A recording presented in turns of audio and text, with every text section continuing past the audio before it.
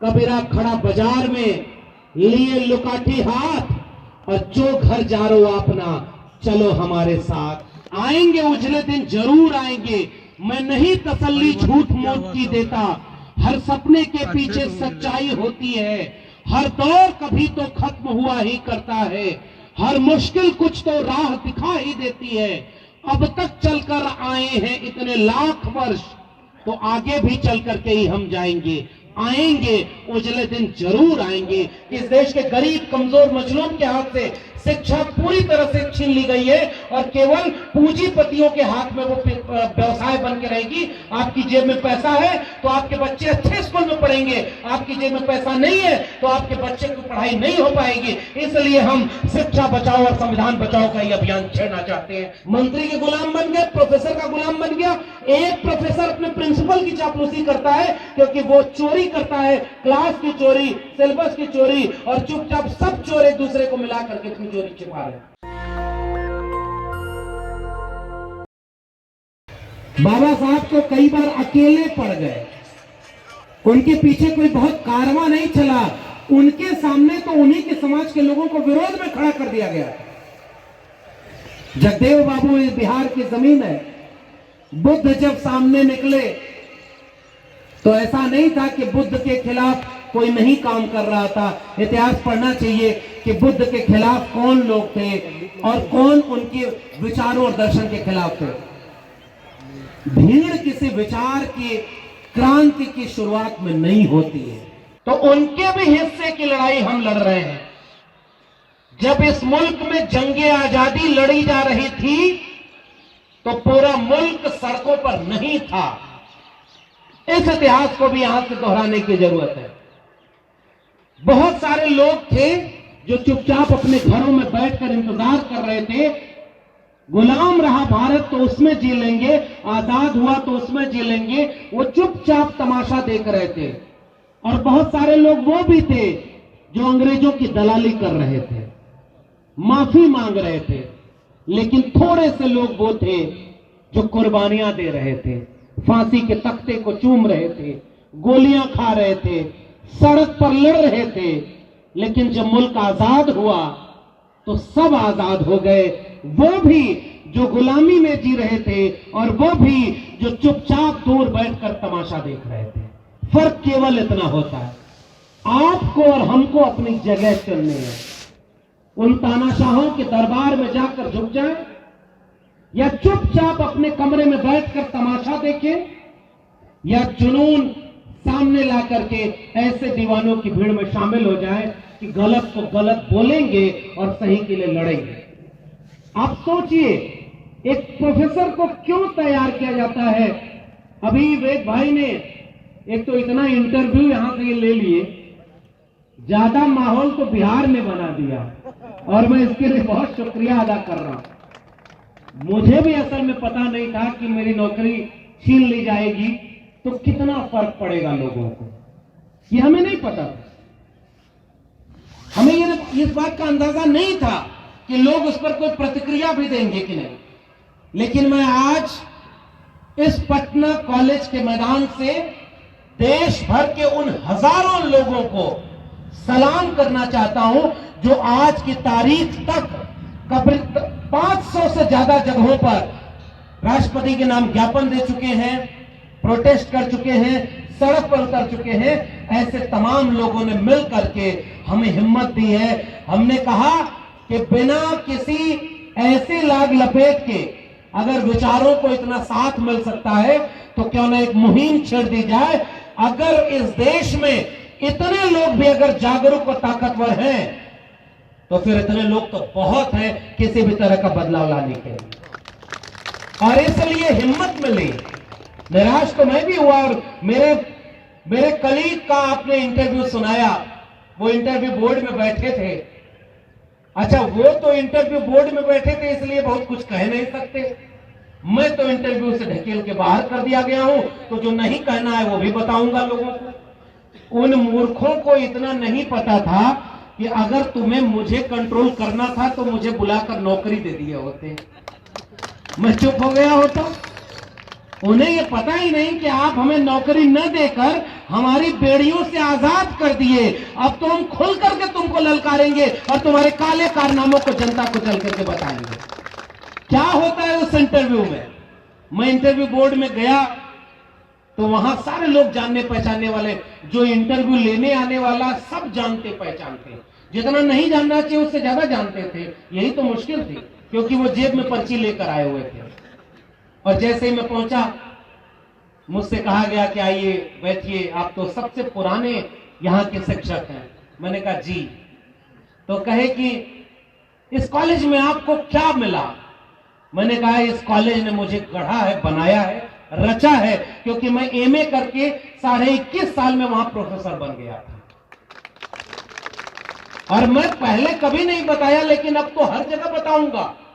बहुत सारे लोग उसी कॉलेज यूनिवर्सिटी में खड़े होकर मंडल आंदोलन का विरोध करते थे, ये कहकर कि यहां पर मेरिट से कंप्रोमाइज हो जाएगा, क्योंकि अगर आरक्षण लागू हो गया तो कम प्रतिभावान लोगों को प्रोफेसर बना दिया जाएगा। तो दुनिया के जो टॉप 100 में 100 के 100 विश्वविद्यालय भारत के हैं, वो नीचे गिर जाएंगे। ऐसी उनकी चिंता थी। ये तो बाद में हम लोगों ने पढ़ा कि दुनिया के 300 टॉप यूनिवर्सिटीज में भारत का कोई है ही नहीं, यहां रिजर्वेशन तो था ही नहीं रे भाई। तो तुम्हारे विश्वविद्यालय दुनिया के रैंकिंग में क्यों नहीं थे? असल में वो मेरिट की चिंता नहीं कर रहे थे, उनको डर इस बात का था कि जिसे उन्होंने मां सरस्वती का पावन प्रांगण बनाया था, उसमें अगर इस देश के दलित, पिछड़े, कमेरा, वंचित, शोषित, गरीब के बच्चे पढ़ लिख करके प्रोफेसर बन जाएंगे तो वो विश्वविद्यालय डेमोक्रेटाइज हो जाएंगे। फिर इस देश को बर्बाद कैसे किया जाएगा और गुलाम कैसे बनाया जाएगा? इसलिए वो आरक्षण का विरोध मेरिट के नाम पर कर रहे थे। और मेरे दिल्ली विश्वविद्यालय में मंडल विरोधी आंदोलन के लिए क्रांति चौक बनाया गया था कि हमें बेरोजगार वहां पर लोग नहीं चाहिए, और मंडल विरोधी आंदोलन चला। तो उसी विश्वविद्यालय के लोगों से मेरा एक सवाल है, आज उस विश्वविद्यालय में एक गोल्ड मेडलिस्ट को 100 में 96 नंबर वाले एपीआई वाले को उस नौकरी से निकाला जा रहा है और 100 में 52 नंबर वाले को वहां प्रोफेसर बनाया जा रहा है। बताओ तुम मेरिट की चिंता करने वालों कहां सोए हुए हो? कहीं नाली के गैस से चाय बनाने में लग गए हो क्या? भाई अगर मेरिट की चिंता होगी तो चिंता होगी ना विश्वविद्यालयों की कि खराब मेरिट वाले क्यों प्रोफेसर बनाए जा रहे। और तब वो सारे लोग जो अपने पर्ची लेकर के आते हैं, अब इस इंटरव्यू का खेल समझिए, इस बात को बताना जरूरी है, कोई मेरिट का इम्तिहान नहीं। तो उन्होंने पूछा कि भाई आपको इस कॉलेज से क्या मिला? हमने कहा कि इस कॉलेज ने हमें बनाया है, विश्वविद्यालयों ने हमें बनाया है। और मैं तो किताब एक लिख रहा हूं बाकायदे 14 साल के अपने पूरे जीवन पर, और उसका नाम ही मैंने रखा है ठेके पर प्रोफेसर। और सारा कहानी किस्सा उस किताब में मैं सिलसिलेवार लिखूंगा। और वो कोई खुशी का किस्सा नहीं, इन 14 वर्षों में हमने अपनी आंखों से इन विश्वविद्यालयों को खंडहर बनते देखा है, इसलिए हम उसका किस्सा दुनिया को समझाने के लिए वो किताब लिखना चाहते हैं। और क्यों ऐसा हुआ? मेरे कॉलेज में तो मुझसे डर कर पता नहीं क्यों 14-15 मिनट मेरा इंटरव्यू लिया, मेरे आगे पीछे वालों को तो 2-2 मिनट का इंटरव्यू लिया। आप जाएंगे इंटरव्यू बोर्ड में, आपसे कहा जाएगा कि अपना परिचय दीजिए। अरे परिचय तो तुम्हारे सामने रखा रहता है, फिर भी परिचय दीजिए। और उसके बाद वो कहते हैं कि अच्छा आप किस विषय पर पीएचडी कर रहे हैं बताइए। आप 1.5 मिनट 2 मिनट का इंटरव्यू होगा, उसके बाद आपसे कहा जाएगा कि आपका भविष्य उज्जवल है, आपके ललाट पर दिख रहा है कि एक न एक दिन आएगा जब आप प्रोफेसर बन जाएंगे, फिलहाल हम आपको नौकरी नहीं दे रहे, जाइए आपको शुभकामनाएं। ये इंटरव्यू हो रहा है। अब आप सोचिए ना, एक दिन में 100 लोगों का इंटरव्यू लेते हैं वो। 100 लोगों का चेहरा भी याद रहेगा क्या जब आखिरी दिन वो रिजल्ट बना रहे होंगे? रिजल्ट यहां पहले से बन चुका होता है, वहां पर केवल फॉर्मेलिटी करते हैं। मैं बार बार चिंता कर रहा हूं कि वो कहां गए देश के बचाने वाले लोग जो मंडल आंदोलन का, आरक्षण का विरोध करते थे। आपके यूनिवर्सिटीज में बेहद घटिया लोग अब प्रोफेसर बनाए जा रहे हैं, क्योंकि वो जिसकी सेटिंग है, जिसकी रिश्तेदारी है, जो विचारधारा से उनका है, जिसका नाम वहां से है, वो सारे लोग वहां प्रोफेसर बन रहे हैं। मैं तो दावे से कर रहा हूं मेरे प्रिंसिपल की भी सीबीआई जांच कराई जाए कि वो रोज शाम को कौन सी शाखा में जाता है। और मैं एक बात कहता हूं, आप शाखा में जा रहे हो, इससे हमें कोई गुरेज नहीं। लेकिन मेरा एक सवाल है कि विश्वविद्यालय जिसका नाम ही है यूनिवर्सिटी, यूनिवर्स से बना हुआ है, ग्लोबल नॉलेज होता है ना वो, तो अगर कोई शाखा में गया व्यक्ति किसी विश्वविद्यालय का कुलपति और प्रिंसिपल बन सकता है, तो कोई शाखा विरोधी उस विश्वविद्यालय का प्रिंसिपल क्यों नहीं बन सकता? क्योंकि प्रिंसिपल प्रोफेसर बनने की मिनिमम एलिजिबिलिटी में कहीं भी आरएसएस का नाम नहीं लिखा हुआ है। वो तो डिग्री है ना, पढ़ाई लिखाई की मेरिट चेक करनी है ना। क्यों? इससे चिंता किसी को नहीं होनी चाहिए। और एक और बात, इस देश में कभी भी शिक्षा व्यवस्था के लिहाज से कोई स्वर्ण युग नहीं रहा, कोई गोल्डन एरा नहीं रहा। पहले भी जिनकी सरकारें नहीं, उन्होंने भी बहुत घटिया अपॉइंटमेंट किए, उन्होंने भी विश्वविद्यालयों को बर्बाद किया। पहले भी हमारे भी लोग जो सरकारों में होंगे वो भी विश्वविद्यालयों और शिक्षकों को लेकर के क्या नियम बनाते हैं। इसलिए हम ये कह रहे हैं कि कोई स्वर्ण युग नहीं था, लेकिन जितना मिलकर के 60 साल में बर्बादी नहीं की गई होगी, वो 60 महीने की बर्बादी कर दी गई है। अब ये 90 के बाद पहली बार इस देश के गरीब कमजोर मजलूम के बच्चे विश्वविद्यालयों तक पहुंच रहे हैं, तो उन्हें केवल खंडहरों वाली इमारत मिलेगी। वहां विश्वविद्यालय का माहौल खत्म हो गया, सिलेबस बदल दिया। और अब मैं इसीलिए कह रहा हूं, ये लड़ाई केवल मेरी लड़ाई नहीं है। मैं तो इस लड़ाई को आगे आकर इसलिए लड़ना चाह रहा हूं कि अगर ये बात हम भी नहीं दुनिया को बोलेंगे, तो यहां आप तो खैर पटना कॉलेज के पढ़े लिखे नौजवान हो, और इसीलिए हमने चुना कि नौजवानों के बीच आएंगे। हम और आप ये बात जानते हैं। आप यहां पढ़िए, बीए एमए करके पीएचडी में एडमिशन हो जाए। आपको पता होना चाहिए कि 97% नौजवानों को हायर एजुकेशन मुहैया नहीं हो पाती इस देश में। केवल 3% नौजवान हायर एजुकेशन तक आ पाते हैं। जिस समय हम और आप यहां बैठे हैं, उस समय हमारी उम्र का कोई व्यक्ति सड़क पर ठेला खींच रहा होगा, खेत में काम कर रहा होगा, कहीं मजदूरी कर रहा होगा, उसके हाथ तक कलम किताब पहुंची ही नहीं। हम 3% लोग हैं, और रिसर्च अगर एरिया तक जाएंगे या प्रोफेसर बनने तक जाएंगे, तो वो 0.5% पॉपुलेशन पूरे देश के नौजवानों की है। तो शिक्षा तो आज यहां पर खड़ी है, और उस तरह के लोगों की बात 0.5% वाली सच्चाई को अगर 99% के समाज को बताया नहीं जाएगा, तो कैसे पता चलेगा कि विश्वविद्यालयों को बर्बाद कैसे किया जा रहा है। मैं इलाहाबाद विश्वविद्यालय में जब पढ़ाई करता था, तो वहां कंपटीशन की तैयारी करने वाले लोग हुआ करते थे। 10 बाय 10 का कमरा, जिसमें आदमी और हवा पाने के लिए एक ही रास्ता होता है, कोई खिड़की नहीं, धूप वहां आती नहीं, और चुपचाप उस 10 बाय 10 के कमरे में एक कोने में किचन होता है, एक कोने में बेडरूम होता है, एक कमरे में ड्राइंग रूम होता है, और एक कोने में स्टडी रूम होता है। एक ही कमरे में उनका पूरा घर बसा होता है। ऐसी जगहों पर गरीब कमजोर घरों के लोग निकल करके जब पढ़ाई करने आते, तो वहां पर पता चला कि अगर हम वहां पर नई नौकरी मिली, तो घर वाले थोड़े ये समझेंगे कि सिस्टम खराब है। वो तो यही सोचेंगे कि हमारा बेटा बेटी खराब है, दुनिया को नौकरी नहीं मिल रही है, तुम्ही को नहीं नौकरी मिल रही, तुम कहते हो सिस्टम में खराबी है। मेरे घर वाले भी यही कहा करते थे, परमानेंट नहीं हो रहा है, इसी में कोई कमी होगी। ये बात बताइए कि आप अगर कामयाब नहीं हुए, तो कौन मानेगा कि सिस्टम खराब है? सब लोग तो यही कहेंगे तुम्हारे में कमी होगी। हम इस देश और दुनिया को बनाना चाहते हैं कि नहीं, पूरा का पूरा सिस्टम खराब कर दिया गया। और बहुत लंबी बातें चौड़ी बातें न करके टू द पॉइंट, जो सबसे बड़ी समस्या है वो ये है, जब दुनिया कोविड से लड़ रही थी, तो हमारे देश का निजाम आपदा में अवसर ढूंढ रहा था, और 3 कानून पास करता है। किसानों की जिंदगी बदलने के नाम पर कृषि सुधार कानून, मजदूरों की जिंदगी बदलने के नाम पर मजदूरों के श्रमिक कानून, और तीसरी थी नई शिक्षा नीति। और सबसे बड़ी बुनियाद यह है, किसानों ने दूर से पहचान लिया कि किसानों सुधार कानून के नाम पर ये जो कानून बना है, ये हमारी फसलों और नस्लों को बेच देगा, बर्बाद कर देगा। 13.5 महीने वहां पर डट गए, दिल्ली को घेर लिया, 750 किसान शहीद हुए, मगर अपनी फसलों और नस्लों को बचने से बचा लिया। इस देश के लोगों ने कलम और किताब को बिकने से नहीं बचाया, और शिक्षा नीति बिना डिबेट के, बिना संसद में कोई बहस किए देश में लागू हो गई। केवल 3 क्लॉज बता रहा हूं शिक्षा नीति का। एक क्लॉज कहता है कि पहले यूजीसी बना करते थे, वो फंड देगी, सरकार पैसा देगी, तब विश्वविद्यालय चलेंगे। अब हेफा बना है, higher education funding agency, loan लेगा, पटना कॉलेज लोन लेगा हेफा से कि 1 साल का इसका खर्चा अगर 50 करोड़ रुपए का है तो 50 करोड़ रुपया हेफा से पटना कॉलेज लोन लेगा और अगले 10 साल में किस्तों में इसको वापस चुकाना होगा।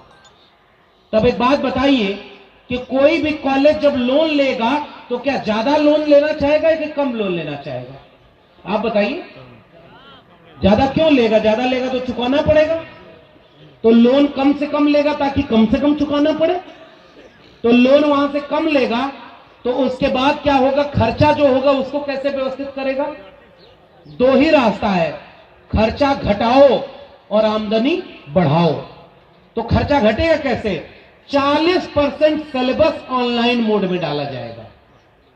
वेद भाई यूट्यूब चैनल चलाते हैं ना, तो यहां तो कम से कम जागरूक करने के लिए इन लोगों के बीच जाते हैं। तो वो हमारे यहाँ मीडिया में कहा जाता है, अब ये लोग जानते हैं, खबर वो नहीं है जिसको सरकार दिखाना चाहती है, खबर वो है जिसे सत्ता छिपाना चाहती है, उसका काम ये लोग करते हैं। तो इसलिए इन तमाम लोगों को हम कहते हैं वो तो बिक गई है मीडिया, असली ये तो सोशल मीडिया वाले लोग, सोशल मीडिया के असली लोकतंत्र के चौथे खंभे बन गए। अगर इन्हें रहे तो हमारी बात कौन दिखाएगा?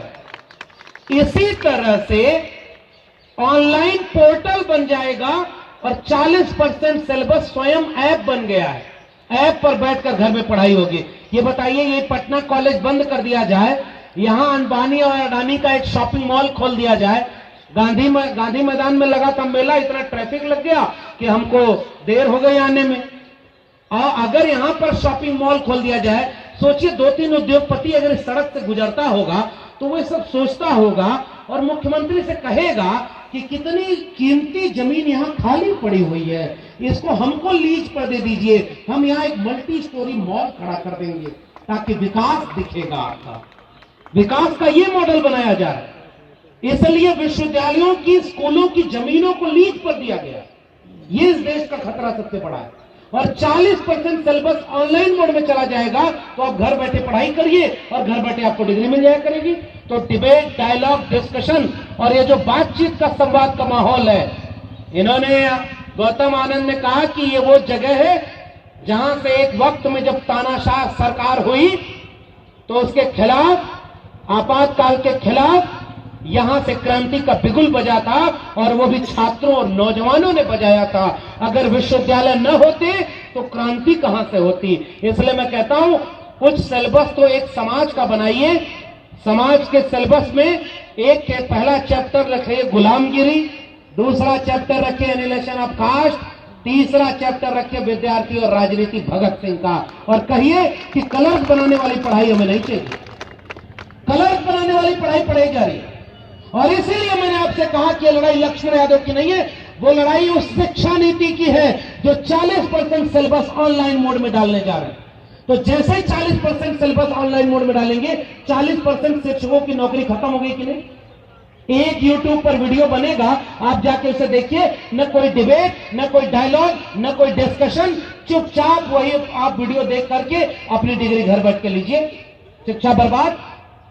उसके बाद क्या कहा कि ये जो आमदनी बढ़ाई जाएगी, खर्चा ऐसे घटाया, आमदनी बढ़ाने का स्रोत किसी विश्वविद्यालय या स्कूल कॉलेज के पास क्या है? विद्यार्थी की फीस। इलाहाबाद विश्वविद्यालय, मेरा अपना विश्वविद्यालय, 400% वहां फीस बढ़ा दी गई।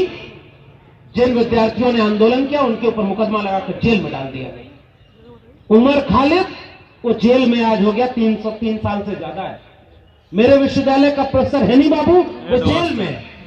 और विद्यार्थियों ने जब कहा कि फीस बढ़ाना गलत है, मेरे अपने दिल्ली विश्वविद्यालय में 10-12 साल पहले जिस कोर्स की पढ़ाई की फीस 4,000 हुआ करती थी, आज वो 40,000 पहुंच गई है। बताओ, गरीब, कमजोर, मजदूर किसान का बच्चा डीयू, जेएनयू और पटना कॉलेज में पढ़ पाएगा कुछ दिनों बाद? ये हो रहा है इस देश में शिक्षा व्यवस्था के साथ। पूरी की पूरी शिक्षा व्यवस्था में नई शिक्षा नीति कह रही है कि सेल्फ फाइनेंस कोर्स बनाइए, वह कोर्स खोलिए जो बाजार में बिक जाए। शिक्षा वस्तु हो गई है जो खरीदी और बेची जाएगी। इसलिए इस बड़ी लड़ाई का आगाज करना चाह रहे हैं। एक किस्सा मैं सुनाना चाहता हूं, बहुत जरूरी है। इंटरव्यू कैसे हो रहा है वो हमने आपको बता दिया। मैं तो कुछ बातों की आलोचना होनी चाहिए, कि अगर शिक्षा व्यवस्था यहाँ की भी गड़बड़ है तो इसकी भी आलोचना विद्यार्थियों और नौजवान को करनी चाहिए। आप सवाल नहीं पूछेंगे तो आपके लिए कोई घर बैठ करके नहीं करना जाएगा, क्योंकि वहां भी तो कंपनियां बैठी हैं कि हमको टीचर भर्ती वाला टेंडर हमको दे दीजिए, हम आपको सप्लाई करेंगे मास्टर को, तो उसका विरोध करना होगा।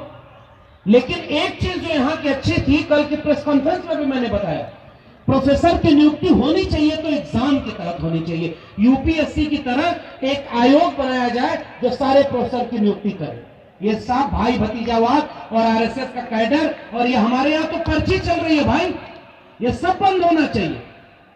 हमारे यहाँ एक बड़े हिंदी के विद्वान है, अब ये हमारे यूपी के हुआ करते थे, जेएनयू में प्रोफेसर थे, हिंदी के बड़े विद्वान थे। जो लोग हिंदी की दुनिया के वो समझ जाएंगे, जेएनयू और जेएनयू बनाने में उनका बड़ा योगदान था। उनके भाई बीएचयू के प्रोफेसर थे, और सुनना एकेडमिया के क्या होता है। पहले के जमाने में चिट्ठी हुआ करती थी, चिट्ठी लिख करके अपने छोटे भाई को बड़ा भाई जेएनयू से कह रहा है कि सुनो, ये जो तुमने कैंडिडेट दिया था फला यूनिवर्सिटी में अपॉइंटमेंट करने के लिए, वो तो इंटरव्यू में एक भी जवाब नहीं दे पाया, मगर चूंकि मैंने वादा कर दिया था तो उसको वहां प्रोफेसर बना दिया हूं। लेकिन अगली बार पैरवी करना तो कम से कम कुछ जुबान खोले ऐसे व्यक्ति की पैरवी करना, अगली बार ये तुम्हारा माना नहीं मानूंगा। ये खुले आम रिकॉर्ड है, मैं नाम नहीं ले रहा हूं, इशारे में आप समझ जाएंगे। ये होता है विश्वविद्यालयों में, आप किसी के प्रोफेसर के भाई हैं, भतीजे हैं, पत्नी हैं और तमाम तरह के रिश्तेदार हैं। मेरे दिल्ली विश्वविद्यालय में एक व्यक्ति इसलिए केवल प्रोफेसर हो गया क्योंकि अपने प्रोफेसर का स्कूटर केवल वही चला पाता था, इसलिए उनको लगा कि अगर कैंपस आना जाना रहेगा तो स्कूटरवा कौन चलाएगा, उसको नौकरी दे दी भाई। ये हाल है एकेडमिया का और शिक्षा व्यवस्था का। और इसलिए मैं आपसे वो किस्सा कहना चाहता हूं, ये पूरी की पूरी शिक्षा व्यवस्था बर्बाद हो रही है। मामला केवल एक लक्ष्मण यादव के निकाले जाने का नहीं है। हम तो चलो बाहर बोलते थे, इन तानाशाहों की आंख में आंख डाल करके सवाल करते थे, क्योंकि उसकी छूट इन विश्वविद्यालयों में मिली है। अगर इस विश्वविद्यालय परिसर में ये हम सभा कर सकते हैं, इसलिए कर सकते हैं क्योंकि किसी दिन यहां पर अगर शाखा लगाई जाएगी तो वो भी लगा सकते हैं। मेरे डीयू में, जेएनयू में अब केवल शाखा लग रही है। अगर आप एक डेमोक्रेटिक प्रोग्राम करना चाहेंगे तो आपको परमिशन ही नहीं मिलेगी, जबकि होना यह चाहिए कि सबके लिए खुला रहे। जैसे सिलेबस बदला जा रहा है, यह तो सबसे महत्वपूर्ण बात की गई। सिलेबस को ओरिएंटेशन जो है साइंटिफिक टेम्परामेंट की बजाय पूरी तरह से अंधविश्वास और पाखंड की तरफ ले जाया जा रहा है।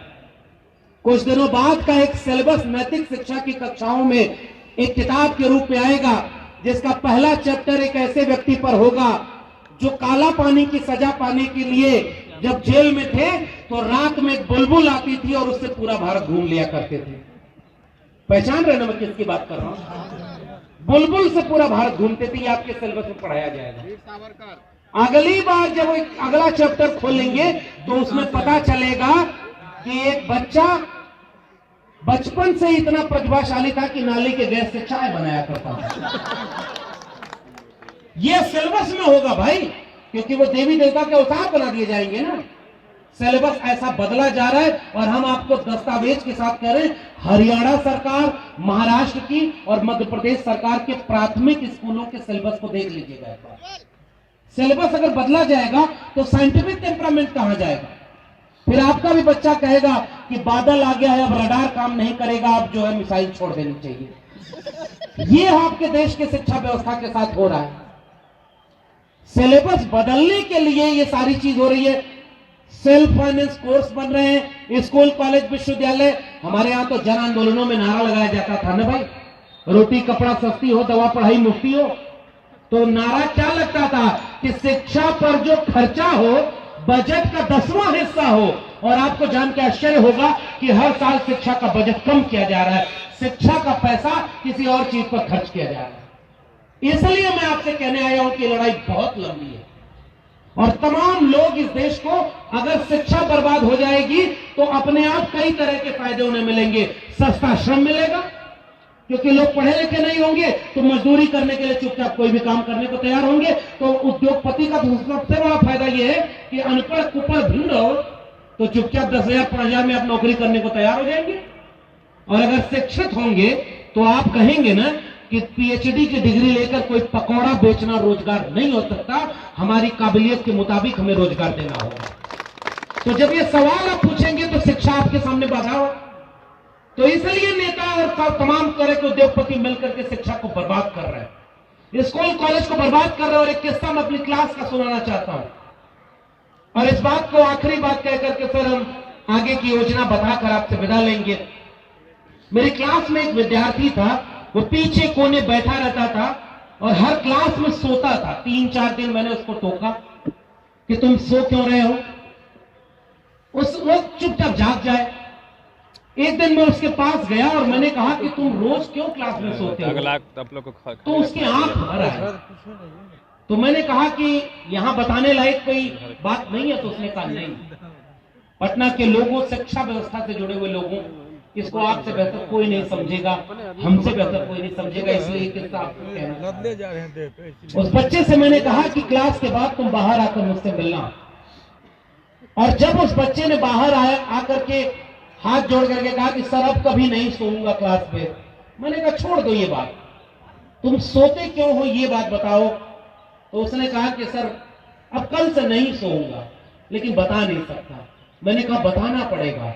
तो उसने कहा कि सर किसी से कहिएगा मत, मैं जब यहां से लौट कर जाता हूं तो 2 बजे से 10 बजे तक मैं पिज्जा डिलीवरी का काम करता हूं।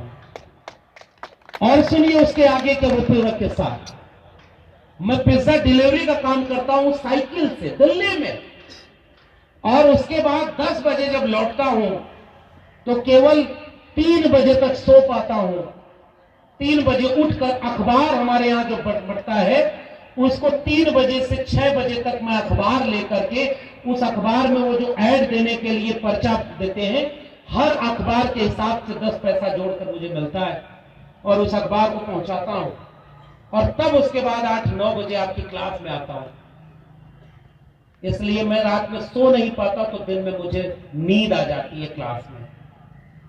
लेकिन आपकी क्लास छोड़ना नहीं चाहता, यह सोचता हूं कि कुछ तो कान में पड़ेगा, क्योंकि अगर मेरी पढ़ाई छूट गई सर तो मेरी पूरा परिवार बर्बाद हो जाएगा। मेरे छोटे छोटे भाई बहन हैं, मैं मजदूरी करके उन्हें नहीं पढ़ा पाऊंगा, इसलिए मैं पढ़ाई नहीं छोड़ना चाहता। प्लीज मुझे क्लास में मत भगाइएगा, मुझे क्लास में रहने दीजिए। अब कल्पना करिए कि अगर मैं उस दिन उस बच्चे को डांट देता, बेइज्जत कर देता, जलील कर देता कि क्यों क्लास में सो रहे हो, शायद वो अपना दर्द मुझसे नहीं कह पाता।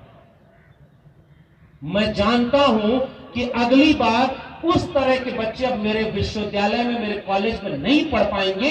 इसलिए मैं बाहर निकल के ये बात कहने आया हूं कि इस देश के गरीब, कमजोर, मजलूम के हाथ से शिक्षा पूरी तरह से छीन ली गई है और केवल पूंजीपतियों के हाथ में वो व्यवसाय बन के रहेगी। आपकी जेब में पैसा है तो आपके बच्चे अच्छे स्कूल में पढ़ेंगे, आपकी जेब में पैसा नहीं है तो आपके बच्चे की पढ़ाई नहीं हो पाएगी। इसलिए हम शिक्षा बचाओ और संविधान बचाओ का ये अभियान छेड़ना चाहते हैं, ताकि देश बचा सके, तब जाकर के शिक्षा बचाने की लड़ाई लड़ना चाह रहे हैं।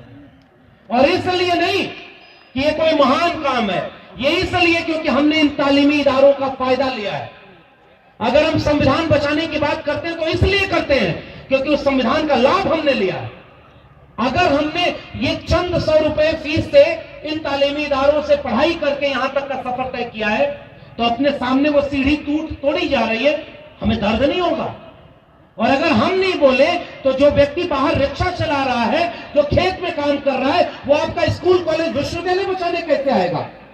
जब उसे यह लगेगा कि स्कूल, कॉलेज, विश्वविद्यालय के प्रोफेसर अपनी नौकरी बचाने के लिए डर कर बैठे अंदर। कल को यहां पर फरमान आ गया है, विश्वविद्यालयों में सेल्फी पॉइंट बनाया गया है, जिल्ले इलाही की तस्वीर लगी है और उसके बगल में प्रोफेसर पोज दे रहे हैं। यहां शिक्षा व्यवस्था को तुमने पहुंचा दिया।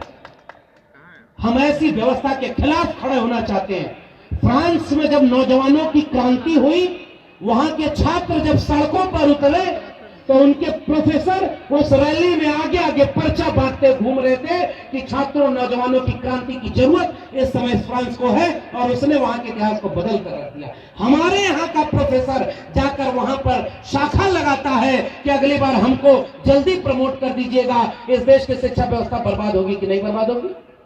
मंत्री के गुलाम बन गए, प्रोफेसर का गुलाम बन गया।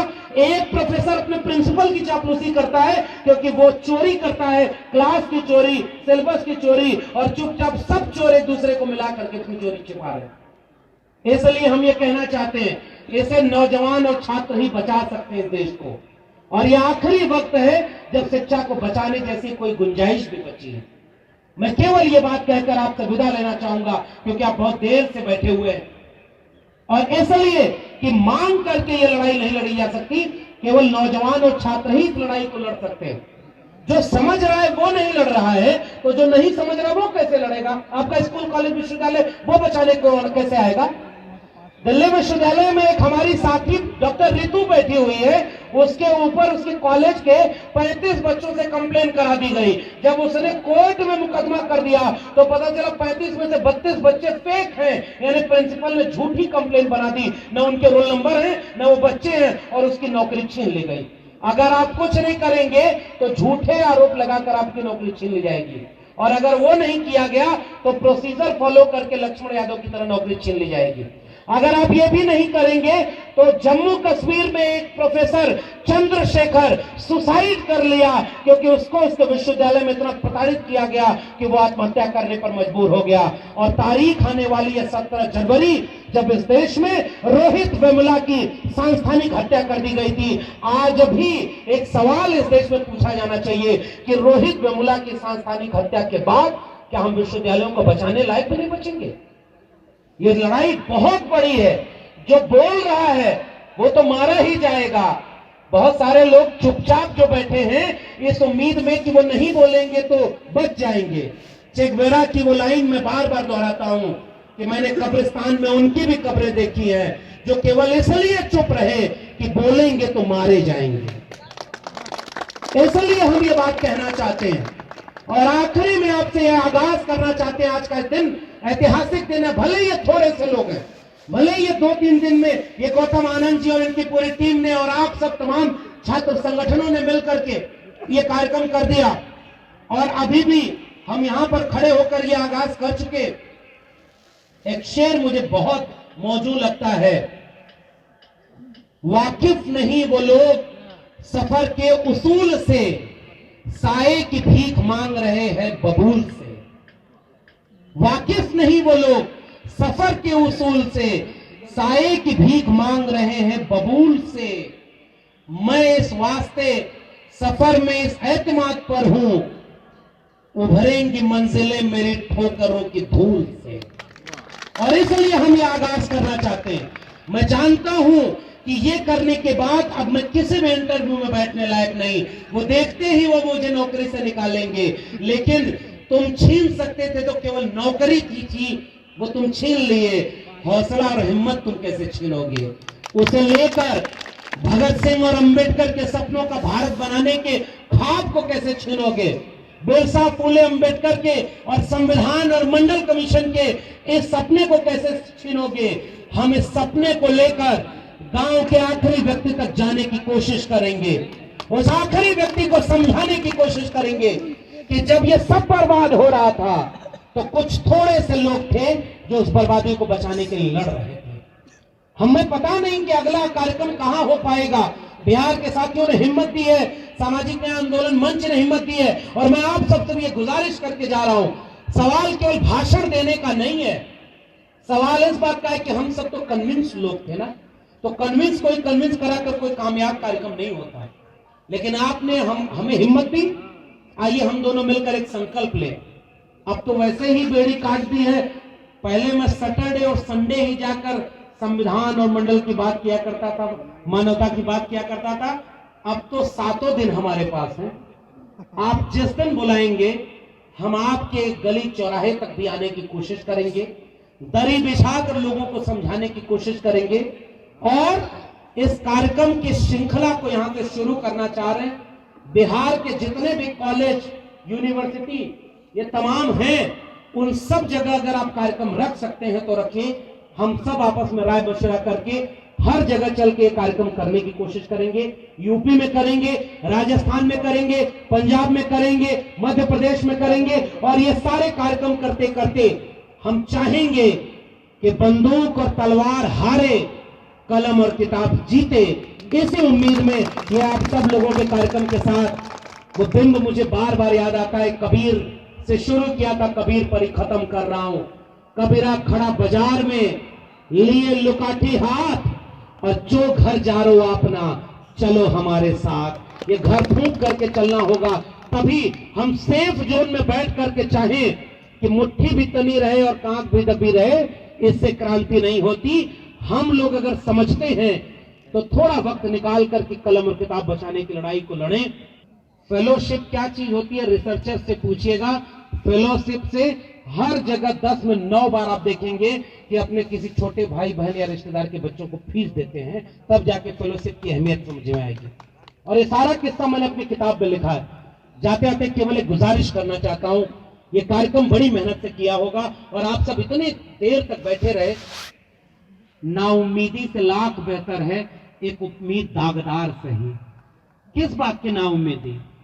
और इतने लोग अगर इतनी रात तक यहां बैठ करके इस शिक्षा और संविधान की बात कर रहे हैं तो मैं नाउम्मीद नहीं हूं।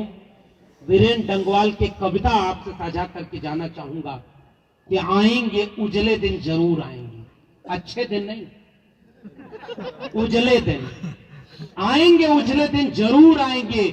मैं नहीं तसल्ली झूठ मौत की देता, हर सपने के पीछे सच्चाई होती है। हर दौर कभी तो खत्म हुआ ही करता है, हर मुश्किल कुछ तो राह दिखा ही देती है। अब तक चलकर आए हैं इतने लाख वर्ष, तो आगे भी चल करके ही हम जाएंगे। आएंगे उजले दिन, जरूर आएंगे। इस कविता के साथ आप सबसे यही गुजारिश है, कलम और किताब बचाने की इस लड़ाई को सभी संगठनों के लोग एकजुट हो जाइए, सभी तरह के लोग एकजुट हो जाइए। सब लोग अपना झंडा बैनर लेकर आइए, सब अपने संगठन का पर्चा बैनर लेकर आइए और अपने अपने कैंपस का दर्द अपने दिल में लेकर आइए। सड़क चौराहे पर खड़े होंगे और आम इंसानों को सुनाएंगे कि अगर बचा सकते हो तो अपने स्कूल, कॉलेज, विश्वविद्यालय को बचा लो, इस देश के शिक्षा और संविधान को बचा लो। हमने नाक बड़ी कर ली, दिल छोटा कर लिया। डॉक्टर अंबेडकर और डॉक्टर राम मनोहर लोहिया में बहुत मतभेद था, लेकिन अंत में दोनों मिलकर काम करना चाह रहे थे। भगत सिंह और लाला लाजपत राय में बहुत मतभेद था, लेकिन उनको लाठी पड़ी और बदला भगत सिंह ने लिया। बड़े बड़े इतिहास हमारी अलगाव के वजहों से नहीं, हमारे जुड़ने और एक होने के इतिहास रहे हैं। हमने नाक लंबी कर ली, दिल छोटा कर लिया। मैं देश भर के तमाम संगठनों से, छात्र संगठनों से, शिक्षक संगठनों से, नौजवानों से यह अपील करता हूं कि आइए पूरे बिहार, पूरे उत्तर भारत में एक जन आंदोलन खड़ा करने के लिए आज से ही कैंपस एक मुहिम शुरू कर दें।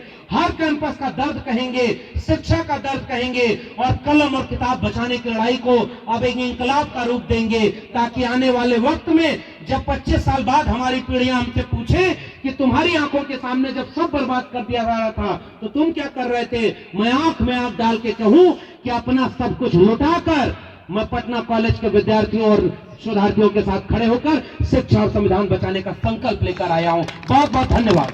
नेशनल दस्तक की आपसे गुजारिश है कि अगर इसको बचाना चाहते हैं तो नेशनल दस्तक को सब्सक्राइब करने के लिए रेड कलर के सब्सक्राइब बटन को दबाएं, फिर बेल आइकन की घंटी दबाएं। नेशनल दस्तक को बचाने के लिए बहुत जरूरी है कि हर खबर को शेयर करें, लाइक करें, कमेंट जरूर करें।